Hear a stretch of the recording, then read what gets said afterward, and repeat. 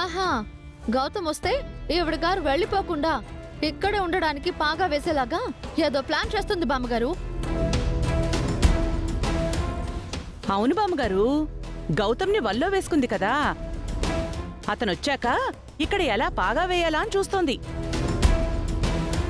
వాడిని మోసం చేయాలని చూసింది చాలక ఇంకా గౌతమ్ వచ్చాక వెడతానంటావేంటి? మనిషికొక మాట గొడ్డుకొక దెబ్బ అన్నారు. ఆడదానివని మర్చిపోయి గుడ్డులాగా ప్రవర్తించిన నిన్ను గుడ్డులాగే సాగనంపుతాను. పదవే పద. చెప్తుంటే అర్థం కావట్లేదే. అమ్మగారు, గౌతమ్ గారు వచ్చేంత వరకు ఒక్క క్షణం కూడా ఇంట్లో ఉండడానికి వీల్లేదు. పో బయటికి.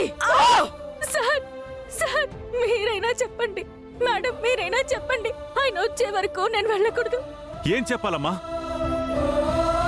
నిన్నెంతగానో నమ్మా. నువ్వు ఎక్కడ పుట్టావో తెలియకపోయినా గౌతమ్ తాళి కట్టి తీసుకొచ్చాడని నిన్ను కోడలిగా అంగీకరించాం. కేవలం గౌతమ్ వల్లే నిన్ను ఇంట్లో ఉండనిచ్చాం. అలాంటిది వాణ్ణే మోసం చేశావు కదమ్మా. లేదు సార్, లేదు, నేనెవరిని మోసం చేయలేదు. గౌతమ్ గారు వచ్చాక మీకంతా వివరంగా చెప్తారు. నన్ను ఉండనివ్వండి సార్, ఆయన వచ్చాక అంతా చెప్తారు. ఇంద్ర చనిపోయిన విషయం దాచినవాడు నీ గురించి ఏం చెప్తాడమ్మా? నీ వల్ల వాడికి బాధ్యత వచ్చింది అనుకున్నావు, కాని వాణ్ణి నువ్వు ఇంత బాధ పెట్టావని తెలియదు.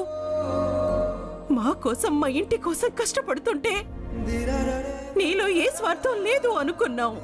కాని ఎవరి వల్లనో తల్లివయ్యి గౌతమ్ని పెళ్లి చేసుకోవడమేంటి? నిన్ను అంగీకరించలేం. దయచేసి వెళ్ళిపో. రెండు చేతులు జోడించి అడుగుతున్నాను మేడం, గౌతమ్ గారు వచ్చే వరకు నన్ను ఉండనివ్వండి ప్లీజ్ సార్. మీ కాళ్ళు పట్టుకుంటాను ప్లీజ్. గౌతమ్ గారు వచ్చే వరకు నేను ఎక్కడికి వెళ్ళనని మాటిచ్చాను. వాడి వల్ల నువ్వు నెల తప్పేవంటే వాడికిచ్చిన మాట తప్పకుండా ఉండడానికి రావే. రావే బయటికి.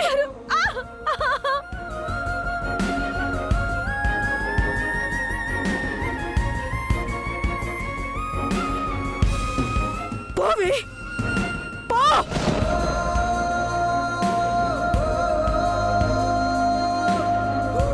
మళ్ళీ ఇంకొకసారి ఇంట్లో అడుగు పెట్టావంటే కాళ్ళెర కొడతాను. పోవే.